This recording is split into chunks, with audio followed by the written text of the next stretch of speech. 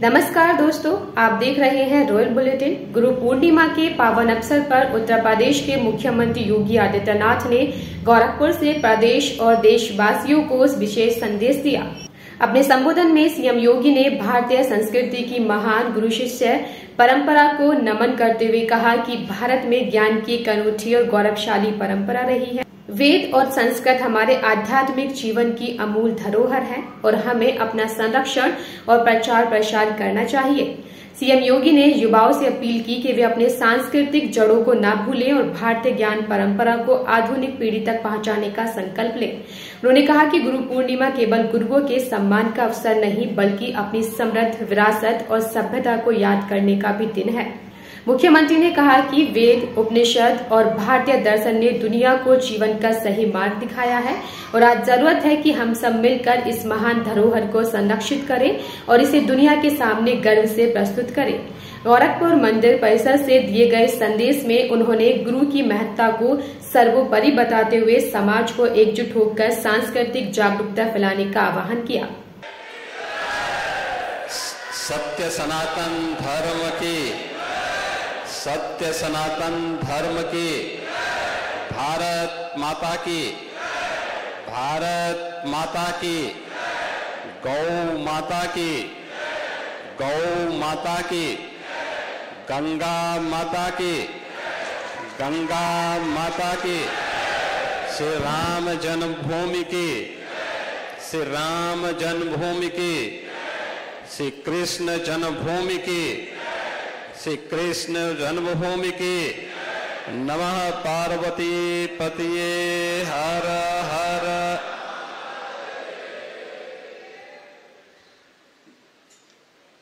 पवित्र व्यासपीठ पर विराजमान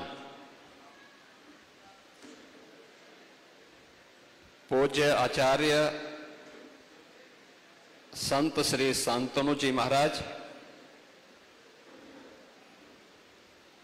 मंच पर विराजमान और इस सभागार में उपस्थित सभी हमारे पूज्य संतजन, उत्तर प्रदेश सरकार में मंत्रिमंडल के मेरे सहयोगी श्री स्वतंत्र देव सिंह जी, सभी अन्य जनप्रतिनिधिगण, श्रद्धालुजन, पिछले 7 दिनों से आप सबने शांतनु जी महाराज के श्रीमुख से शिवावतार भगवान गोरक्षनाथ की इस पावन धरा पर मर्यादा पुरुषोत्तम प्रभु श्री राम की इस पावन कथा का श्रवण का आनंद लिया है। मुझे बहुत अच्छा लगा कि पिछले 7 दिनों की इस पावन कथा को बड़ी श्रद्धा के साथ आपने श्रवण किया और उसमें भी मुझे बहुत अच्छा लगा कि इन 7 दिन कालीबाड़ी के मोहन जी इस कथा में यहां उपस्थित रहे।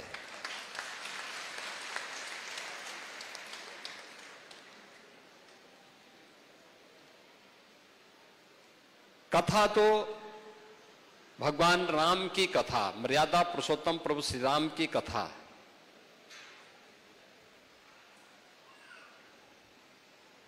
इस ब्रह्मांड में सदैव गूंजायमान रहती है। हरि अनंत, हरि कथा अनंता।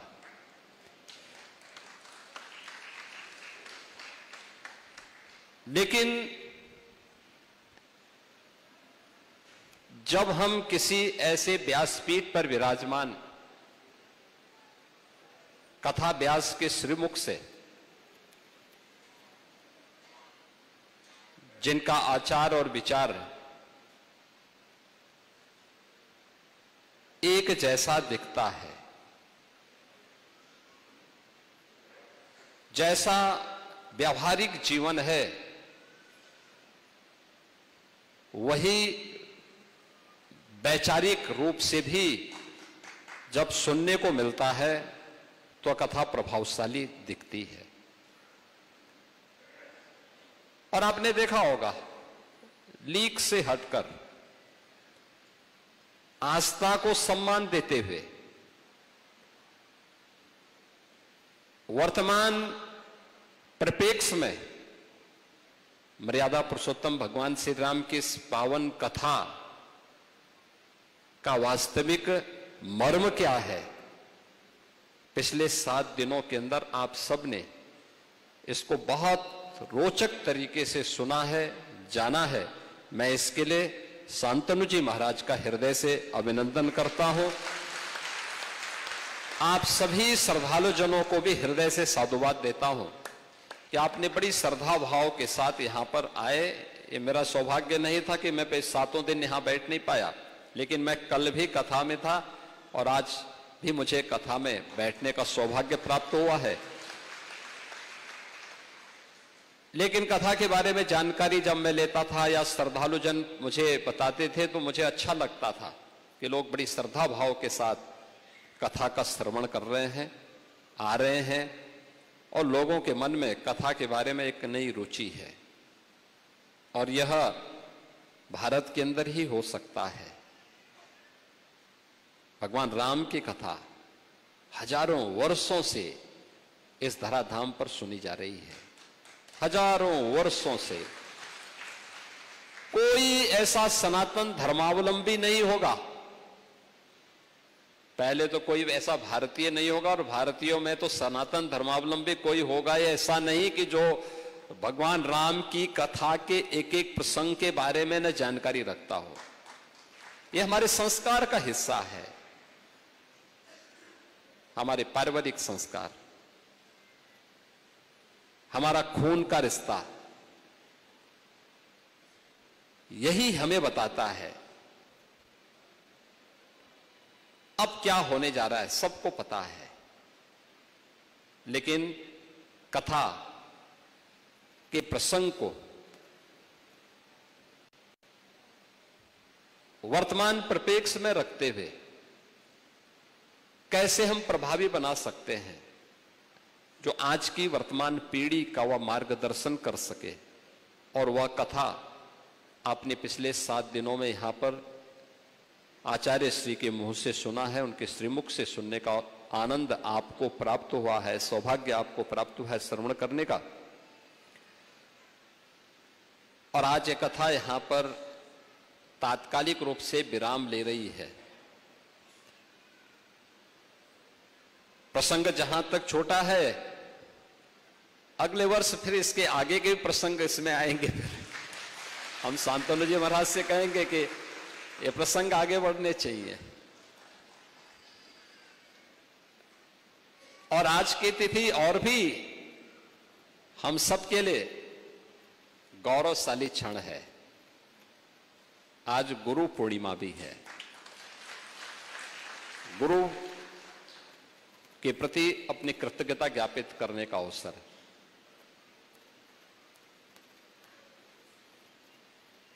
भारत के दुनिया के अंदर भारत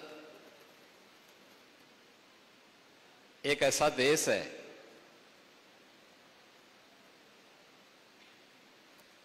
जिसने दुनिया को कृतज्ञता ज्ञापित करना सिखाया है।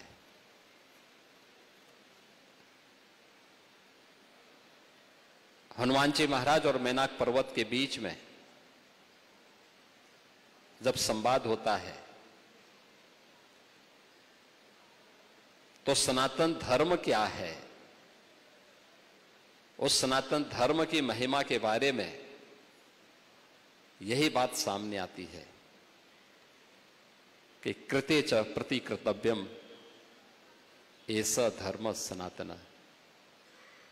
अगर किसी ने आपके प्रति कुछ किया है तो उसके प्रति कृतज्ञता ज्ञापित करना, याद करना हमारे जीवन में हमारी ये सबसे बड़ी खूबी रही है। दुनिया के अंदर भारतीय इस मामले में सबसे ज्यादा जागरूक रहे हैं कि किसी ने भी कुछ आपके प्रति कभी कोई योगदान दिया है उसके प्रति कृतज्ञता ज्ञापित करना। और गुरु के प्रति माता पिता के प्रति, अपने से बड़ों के प्रति और जीवन में उन सभी लोगों के प्रति जो आपके जीवन में किसी न किसी रूप में कोई योगदान दे रहे हैं। ये पर्व हम लोग भगवान वेद व्यास की जन्म तिथि के अवसर पर आषाढ़ पूर्णिमा के पुण्य तिथि को, पावन तिथि को हम लोगों ने गुरु पूर्णिमा के रूप में मनाना शुरू किया। ये तिथि अपने आप में महत्वपूर्ण है।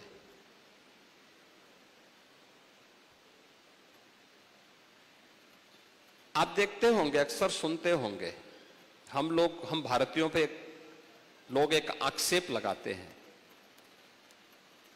आक्षेप क्या होता है कि हमने अपनी धरोहरों को संरक्षित नहीं किया है।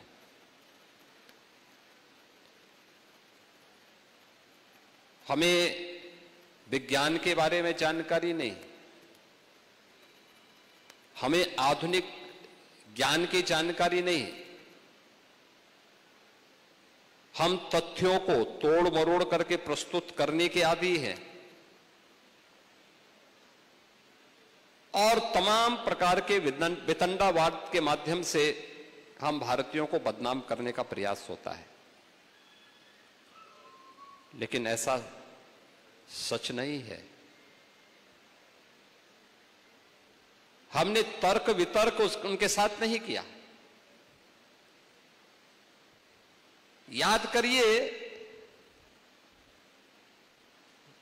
दुनिया के अंदर जो सबसे प्राचीन ग्रंथ है, आज दुनिया भी मानती है, वह वेद है, ऋग्वेद है। दुनिया जब अंधकार में जी रही थी, तब भारत के अंदर वेदों की ऋचाएं रची जा रही थी। अलग अलग कालखंड में अलग अलग ऋषि ने, याद करना, अलग अलग कालखंड में अलग अलग ऋषि ने चेतना के अपने विस्तार के माध्यम से ब्रह्मांड के उन रहस्यों को उन ऋचाओं के माध्यम से उद्घाटन किया। अपनी ऋचाओं के माध्यम से उन्होंने उन्हें आने वाली पीढ़ी के लिए दिया। लेकिन श्रवण परंपरा थी, उस परंपरा को पहली बार संहिताबद्ध करके अलग अलग भागों में अलग अलग वेदों के माध्यम से भगवान वेद व्यास ने जो उपकार सनातन धर्मावलंबियों पर और मानव जाति पर किया, उसके प्रति कृतज्ञता ज्ञापित करने का एक अवसर भी है। ज्ञान की इस धरोहर को जहां तक अभी दुनिया पहुंच नहीं पाई है, अभी तो दुनिया भौतिक विज्ञान पर शोध कर रही है, अभी तो वह उसी पर आगे काम कर रही है। चेतन मन से ही शोध हो रहा है। अभी अवचेतन और अचेतन मन की तरफ वो पहुंचा ही नहीं है। चेतना के विस्तार को जब अब उन ब्रह्मांड के रहस्यों को सुलझाने के लिए जाएगा, वैदिक सूत्र उस समय उसका मार्गदर्शन करेंगे। और ये हमारी धरोहर है, इसको एक साथ सजोने का काम अलग अलग कालखंड में अलग अलग ऋषियों की मंडली ने अलग अलग समय में किया। वे सब कुछ आज भी हमारे सामने है। वेद भी आपके पास है, वे स्थल भी आपके पास है। आप नैमिषारण्य में कभी जाएंगे, नैमिषारण्य में आज से 3500 वर्ष पहले हजारों ऋषियों की एक पंचायत होती है, एक सेमिनार होता है भारत की इस ज्ञान की परंपरा को लेकर के, पुराणों की रचना को लेकर के, उसकी भाषा शैली को लेकर के, उसके विषय को लेकर के हमने नैमिषारण्य को विस्मृत कर दिया। हम भूल गए। कुंभ जैसे आयोजन हमारे लिए धार्मिक आयोजन तो बन गए, लेकिन ज्ञान की इस परंपरा को विमर्श का माध्यम बनाने का जो एक महत्वपूर्ण स्थल होने चाहिए थे, कहीं ना कहीं उसमें भटकाव सा देखने को मिला। एक सामान्य नागरिक के लिए अपनी श्रद्धा के अनुरूप त्रिवेणी में डुबकी लगाना और अपनी आस्था के अनुरूप वहां पर अन्य कार्यों के साथ जुड़ना यह उचित है, लेकिन यह स्थल हमारे लिए चर्चा पर चर्चा का भी माध्यम बनने चाहिए। ज्ञान की इस परंपरा को, हजारों वर्षों की इस धरोहर को आने वाली पीढ़ी तक पहुंचाने के लिए वर्तमान परिप्रेक्ष्य में हम सबका क्या योगदान हो सकता है, इसके भी माध्यम बनने चाहिए थे। लेकिन जो लोग हम पे आरोप लगाते हैं, उनका जवाब भगवान वेद व्यास है। आखिर भगवान वेद व्यास तो हैं जो दुनिया को चुनौती देते हुए कह उठते हैं। जब उन्होंने महाभारत ग्रंथ की रचना कर ली, लोग कहने लग गए क्या है इसमें,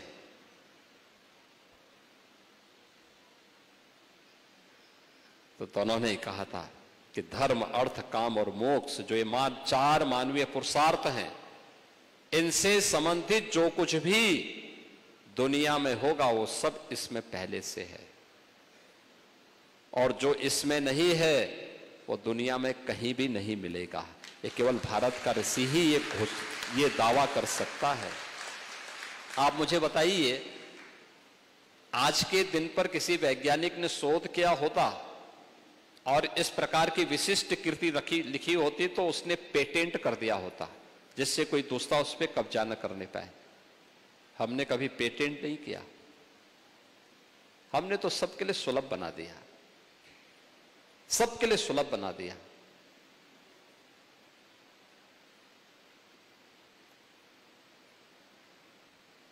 श्रीमद् भागवत महापुराण पिछले 5000 वर्षों से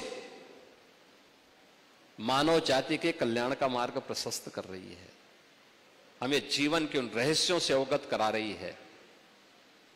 उस महापुराण की रचना भगवान वेद व्यास ने ही की थी।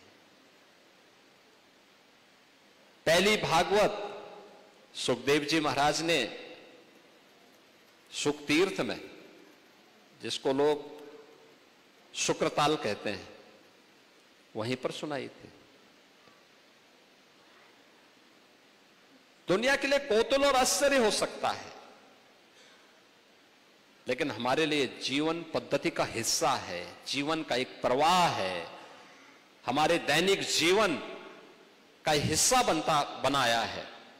हमने उससे अलग जीवन की कल्पना की ही नहीं। आप देखते होंगे हमारे यहां आप उत्तर, दक्षिण, पूरब, पश्चिम कहीं भी जाएंगे, वहां की स्थानीय परंपराएं हो सकती हैं। हम उत्तर भारत में आते हैं, उत्तर भारत में हम आते हैं, देखते हैं खेती बाड़ी का समय होता है, व्यक्ति अपनी खेती बाड़ी के कामों में व्यस्त रहता है। पर्व और त्योहारों का समय आता है, वह मार्केट में व्यस्त रहता है। लेकिन इसके बीच का जो कालखंड, जैसे ही कालखंड आता है तो उस कालखंड के समय हर गांव में यज्ञ और प्रवचन के कार्यक्रम, रामलीलाओं के कार्यक्रम प्रारंभ हो जाते हैं। पूरे देश के अंदर आप जाएंगे, वहां की स्थानीय परंपरा के अनुसार कोई ना कोई, जब भी उनके पास कोई फुर्सत होता है जीवन के उस अपनी आपाधापी में से, उस दौरान वह धार्मिक कार्यक्रमों के साथ जुड़ जाता है। तीर्थाटन के लिए निकलेगा, यज्ञ या भजन मंडली को निकाल करके एक लंबे कालखंड के लिए उन कार्यक्रमों के साथ जुड़ता है। हिंदी भाषी देश के अंदर, दुनिया के अंदर कहीं भी होंगे, वे अपने यहां अपने अनुसार, अपनी क्षमता के अनुरूप इसी प्रकार की कथा के आयोजन के साथ, यज्ञ के आयोजन के साथ जुड़ते हैं। यानी हमारे लिए ये कोई अतिरिक्त विषय नहीं है, हम भारतीयों के लिए कोई अतिरिक्त विषय नहीं है, ये हमारे जीवन का हिस्सा है, हमारी जीवन पद्धति का एक प्रवाह है। हमने उसमें कभी विराम नहीं आने दिया, हमने उस पर कभी प्रश्नवाचक चिन्ह भी नहीं लगने दिया। हर भारतीय उसको अपने जीवन का हिस्सा मानता है। और याद रखना, दुनिया के अंदर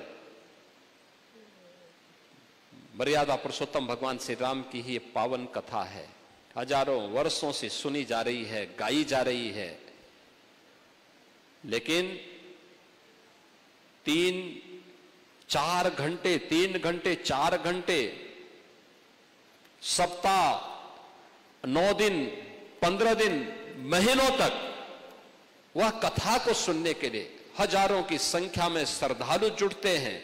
ये केवल और केवल राम कथा के माध्यम से ही संभव हो सकता है, व्यासपीठ से सुनाई जाने वाली राम कथा के माध्यम से संभव हो सकता है। दुनिया के अंदर कहीं अन्यत्र इस प्रकार का देखने को नहीं मिलता होगा। सामान्य जीवन में भी आप देखते होंगे, दुनिया के अंदर अब तक सबसे लोकप्रिय धारावाहिक कोई हुआ है, रामायण हुआ है। आप याद करिए, जब टेलीविजन नहीं थे,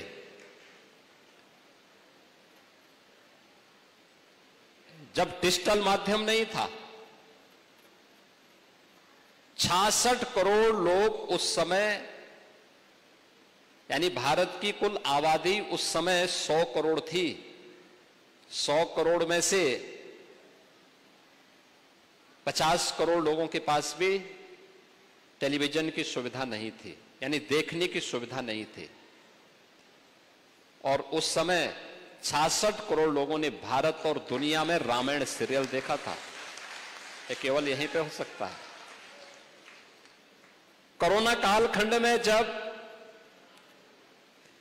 लॉकडाउन हुआ था, लॉकडाउन के दौरान जब दूरदर्शन में रामायण सीरियल को फिर से प्रारंभ किया गया था, सबसे ज्यादा दर्शक रामायण सीरियल देखते थे, सबसे ज्यादा। सारे अन्य टेलीविजन एक प्रकार से बंदी की तरफ जा रहे थे। अगर वो रामायण सीरियल ज्यादा दिन चल लेता तो अन्य के सामने समस्या खड़ी हो गई होती। यानी ये चीजें दिखाती है कि हम भारतीयों के संस्कार का हिस्सा है। राम और कृष्ण के बगैर, शंकर के बगैर भारत का पत्ता भी नहीं हिल सकता है। हमने इसे अपने जीवन पद्धति का हिस्सा माना है और इसीलिए हो सकता है कि डॉक्टर लोहिया की वर्तमान के चेले न मानते हों, लेकिन डॉक्टर लोहिया ने एक बात कही थी। एक बार उनसे पूछा गया था, भारत जब आजाद हुआ, आजाद भारत के अंदर डॉक्टर लोहिया प्रखर समाजवादी थे।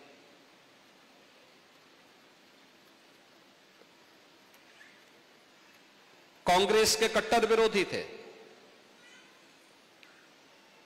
स्वतंत्रता संग्राम सेनानी भी थे।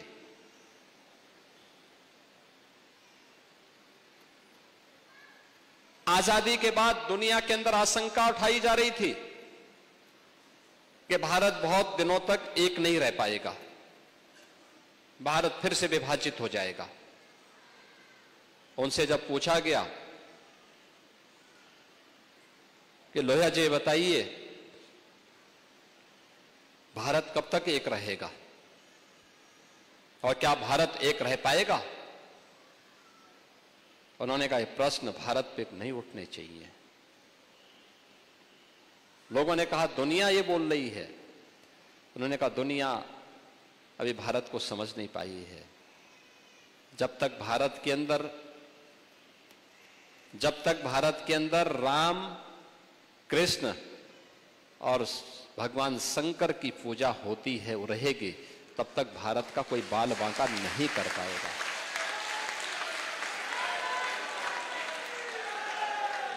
दुनिया की कोई माई का लाल भारत का बाल बांका नहीं कर पाएगा।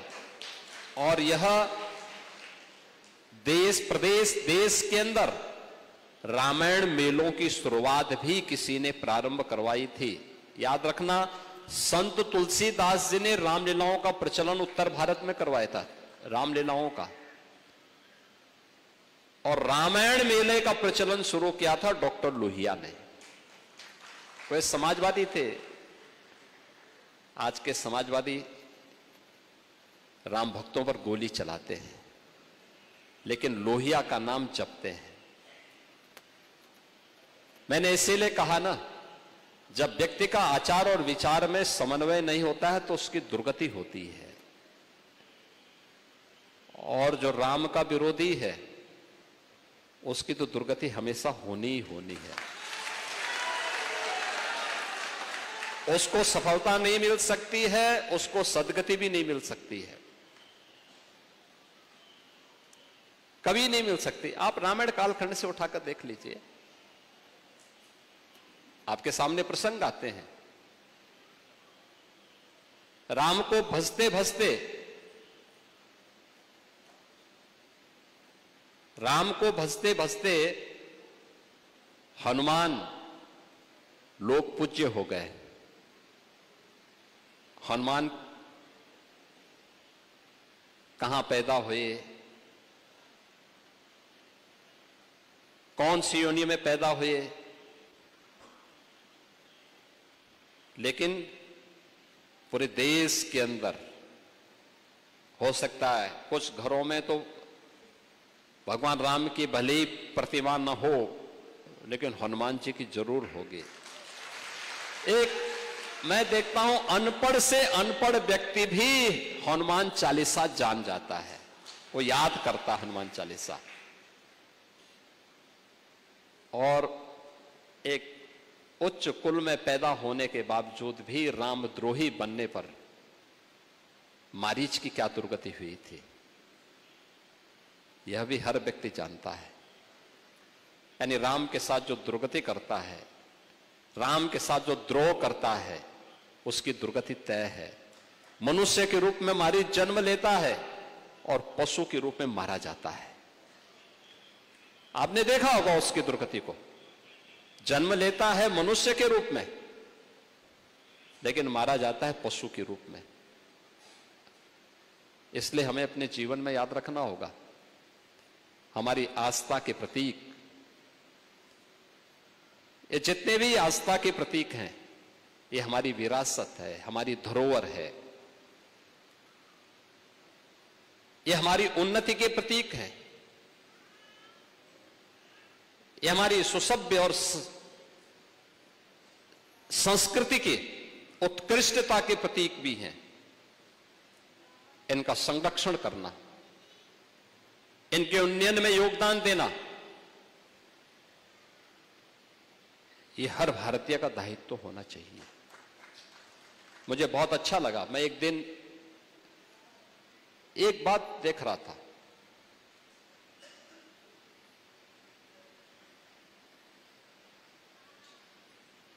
एक मुस्लिम अधिवक्ता है, महिला है, उनका एक वक्तव्य आया था और उसमें उनसे पूछा गया, किसी पत्रकार ने पूछा, मेरा एक वक्तव्य था, उस वक्तव्य को लेकर के कि सनातन धर्म को लेकर के आपको क्या कहना है।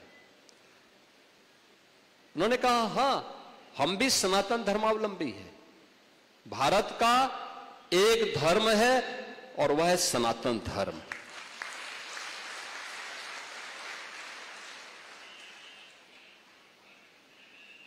उसने कहा, हमारी उपासना विधि इस्लाम है, लेकिन धर्म सनातन धर्म है। याद करिए, हम जब सनातन धर्म की बात करते हैं तो ये भारत की आत्मा है। ये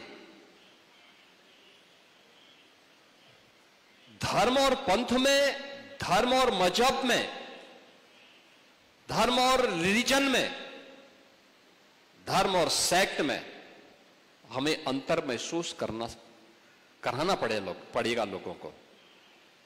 ये उपासना विधि मात्र नहीं है, ये तो जीवन जीने की एक पद्धति है, एक जीवन पद्धति है। इसमें अनेक उपासना विधियां हैं। उन उपासना विधियों को मिलकर के सनातन धर्म उत्तर से दक्षिण, पूरब से पश्चिम, संपूर्ण भारत को एक करके लेके चलता है। और इसके प्रतीक हैं देवादिदेव महादेव, भगवान शिव, भगवान शंकर। इसके प्रतीक हैं मर्यादा पुरुषोत्तम प्रभु श्री राम। इसके प्रतीक हैं वृंदावन बिहारी लाल श्री कृष्ण। ये सभी उसके प्रतीक हैं।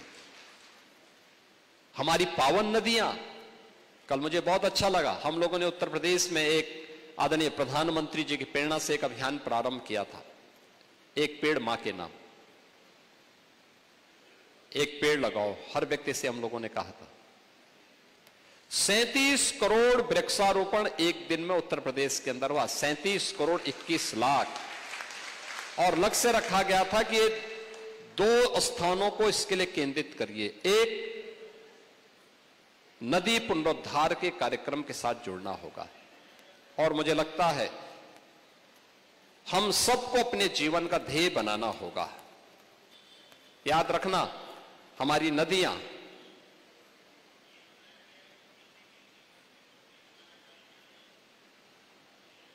इस धरती माता के अंदर, उनका रोल वही है जो हमारे इस शरीर के अंदर धमनियों का रोल होता है।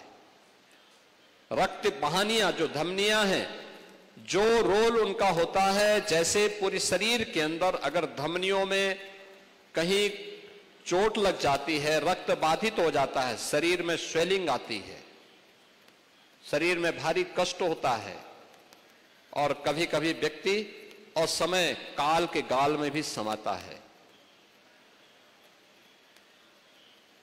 धरती माता के अंदर भी इन नदियों का रोल वही है। नदी संस्कृति लुप्त हो रही है। आप देखते होंगे अधिकतर नदियां प्रदूषित हो रही हैं।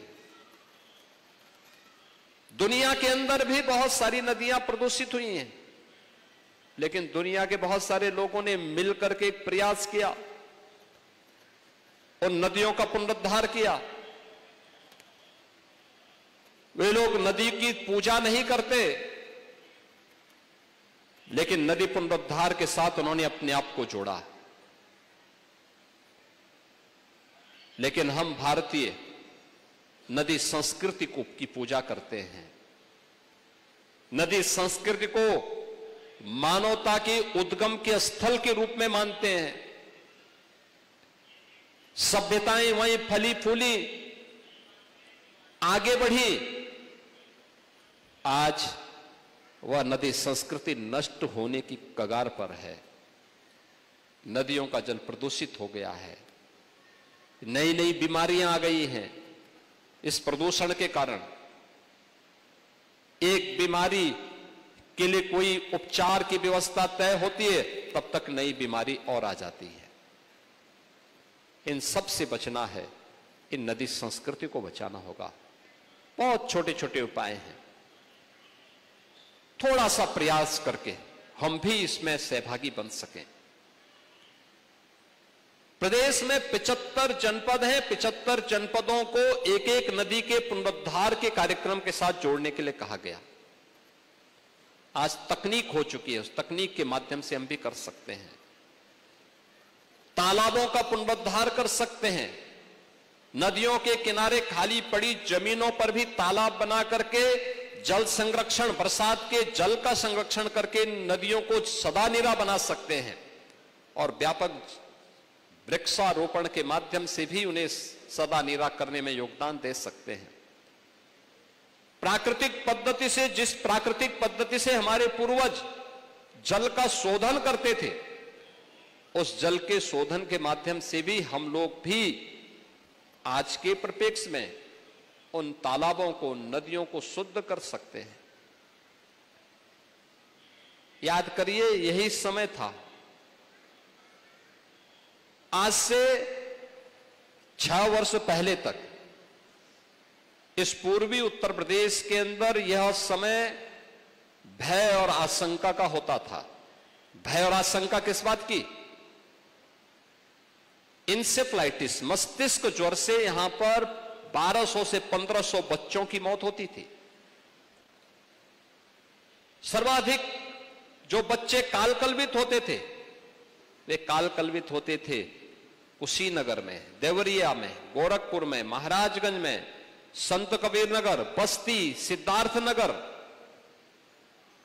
1200 से 1500 बच्चे, 40 वर्ष में 50,000 से अधिक बच्चे कालकलवित हुए। कारण क्या था? यह बीमारी कहीं और से नहीं टपकी, मानव निर्मित समस्या थी, मानव निर्मित बीमारी थी। गंदगी और अशुद्ध पेयजल।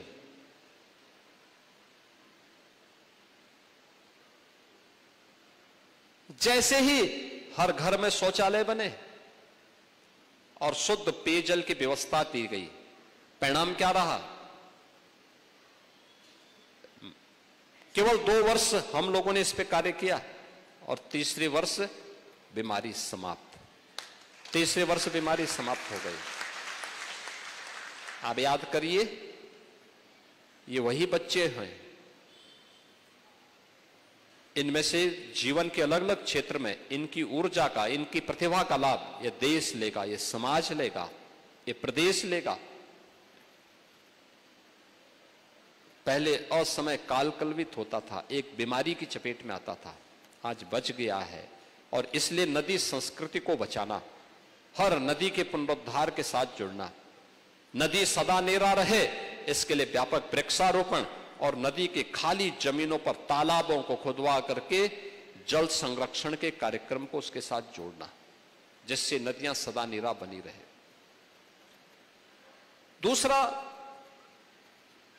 व्यापक पैमाने पे जहां भी खाली जमीन है, खाली भूमि हो, ग्राम पंचायत की होगी, सड़कों के किनारे जहां ज्यादा चौड़ा करने की आवश्यकता नहीं, 4 लेन के बाद अगर खाली जमीन है, पेड़ लगा लीजिए। आपके खेत के मेंढ होंगे, खाली पड़ा रहता है, उसमें भी पेड़ लगा लीजिए। कहीं ग्राम पंचायत की भूमि है, उस पे पेड़ लगा लीजिए। सड़क का मीडियन पड़ता है, खाली है, उसमें फूल लगा लीजिए। अच्छे अस्थाई फूलों की एक श्रृंखला खड़ी कर सकते हैं। एक व्यापक पैमाने पे आप अगर इस कार्यक्रम के साथ जुड़ते हैं, फॉरेस्ट कवर अगर आपका बढ़ेगा। याद करिए, अभी भी हम पीछे हैं। देश का हर 16-17वां व्यक्ति उत्तर प्रदेश में निवास करता है, लेकिन वन आच्छादन हमारा अभी केवल 10% है। आबादी 16 से 17%, लेकिन वन आच्छादन केवल 10% है हमारा। ये अलार्मिंग की तरफ हम जा रहे थे। अब तो हम लोगों ने पिछले 9 वर्ष के अंदर उत्तर प्रदेश के अंदर हम लोगों ने अब तक 241 करोड़ वृक्षारोपण के कार्यक्रम को आगे बढ़ाया है। वन आच्छादन हमारा 10% तक तो पहुंचा है। ये अब आगे बढ़ रहा है। मेरा मानना है ये लगातार आगे बढ़ेगा, लेकिन हमारा प्रयास होना चाहिए। आप देखते होंगे, आप दिल्ली और उसके अगल बगल के क्षेत्र में एनसीआर में जाते होंगे, नेशनल रीजन जो कैपिटल रीजन है, उसमें आप देखते होंगे नवंबर से लेकर फरवरी के बीच में श्वास लेने का खतरा हो जाता है। श्वास नहीं लोग ले पाते। स्मॉग, इसके कारण कितना खराब स्थिति पैदा होती है। लोग कहते हैं कि साहब जो श्वास के रोगी हैं उनको दिल्ली से बाहर करो, शिफ्ट करो। बुजुर्गों के लिए उस समय हेल्थ इमरजेंसी लागू की जाती है। हेल्थ इमरजेंसी कि बुजुर्ग बाहर ना निकले। महिलाओं को कहा जाता आप घर के बाहर मत निकलिए। बच्चों को कहा जाता स्कूल कॉलेजेस बंद कर दो। कहां हम जी रहे हैं? कैसा विकास हमें चाहिए? यानी स्वास्थ्य की कीमत पर विकास। तकनीक हो गई है, इस तकनीक का इस्तेमाल करते हम इस विकास को बेहतर स्वरूप दे सकते हैं, और उसमें एक माध्यम हो सकता है वृक्षारोपण करके। जहां भी खाली जमीन देखो, एक पेड़ लगा लो। कुपोषित परिवार है, गरीब परिवार है, सहजन का पेड़ लगा लो उसके घर में। सहजन का साग भी खाएगा वो तो कुपोषण दूर करेगा। सहजन की फली खाएगा, उसकी सब्जी खाएगा, उसका सूप पिएगा, कुपोषण दूर करने में योगदान देगा। कुछ तो योगदान देना पड़ेगा। और मुझे अच्छा लगा कि कल प्रातः 7 बजे से लेकर सायंकाल 7 बजे तक 37 करोड़ से अधिक वृक्षारोपण के लक्ष्य को उत्तर प्रदेश वासियों ने उत्तर प्रदेश के अंदर लगा करके इस कीर्तिमान को स्थापित करने में अपना योगदान दिया है। यह क्रम निरंतर आगे बढ़ते रहना चाहिए। नदी के पुनरुद्धार का कार्य हो। आप मुझे बताइए, अगर नदी गंगा मैया नहीं होती तो प्रयागराज में महाकुंभ की सफलता क्या इस रूप में होती? क्या महाकुंभ इस सफलता के साथ आगे बढ़ पाता? जो आता था, मैं देखता था बहुत सारे यूट्यूबर्स ऐसे थे जो केवल हम भड़काने के लिए गए हुए थे। देश भर से और दुनिया भर से श्रद्धालु जन आए थे। सनातन धर्मावलंबी दुनिया के अंदर जहां कहीं भी था, वह एक बार हिंदुस्तान की तरफ उसका रुख था, और हिंदुस्तान में प्रयागराज की ओर उनका रुख था। जब ज्यादा भीड़ होती थी तो उनको कुछ पैदल चलना पड़ता था, 5 किलोमीटर, 7 किलोमीटर, कभी कभी 10 किलोमीटर तक। तो यूट्यूबर्स जाते थे उनको चिढ़ाने के लिए कि आपको पैदल चलना पड़ रहा। वो कहते हैं भाई हम तो त्रिवेणी में स्नान करना है, संगम में स्नान करना है। और कहते हैं लेकिन व्यवस्था नहीं की गई। उन्होंने कहा कि जो हम जिस सड़क पे चल रहे हैं, क्या ये व्यवस्था का हिस्सा नहीं है क्या? जिस संगम में हमें स्नान करना है, क्या वो व्यवस्था का हिस्सा नहीं है क्या? और कहते हैं अरे फिर भी कोई व्यवस्था तो होनी चाहिए थी। कहना भाई चल मैं रहा हूं, परेशानी तुम्हें क्यों हो रही है? यानी ये जवाब होता था उन श्रद्धालुओं का, और ये एकदम सटीक जवाब होता था कि नकारात्मकता समस्या का समाधान नहीं हो सकता है। कुछ लोग केवल नकारात्मकता के माध्यम से माहौल खराब करना चाहते हैं। देश के अंदर उस प्रकार का वातावरण बनाना चाहते हैं। आज हम सबको इस बात पर गौरव की अनुभूति होनी चाहिए कि आज भारत एक बार फिर से विरासत और विकास के जिस नए कार्यक्रम के साथ आगे बढ़ा है, यह कार्यक्रम दुनिया के अंदर हम सब को एक नई ऊंचाइयां प्रदान करेगा। हम सब इस परंपरा के अनुगामी बने, कुछ विशिष्ट करने के आदी बने, कुछ नयापन हमारे जीवन में आना चाहिए, कुछ तो नयापन होना चाहिए। अगर हम कुछ कर पाएंगे, अवश्य इसका लाभ मिलेगा।